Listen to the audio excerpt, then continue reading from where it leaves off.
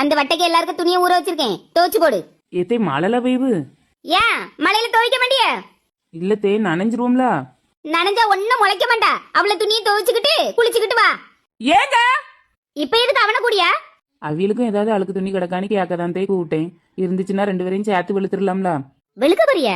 துணியத்தே சின்ன பொண்ணு கூப்பிட்டியோ? இங்க பாருங்க, இந்த மழையில கிடந்து இனி துணி துவைக்க சொல்லியாவ. நானும் துவைக்க மாட்டேன். ஒழுங்கு மரியாதை துணி துவைக்க. ஏன் இடி உழுவா? என்னது இடி உழுவாளா? ஐயத்தை உங்கள இல்ல, மின்னல் மின்னிக்கிட்டே இருக்கு பத்தியா.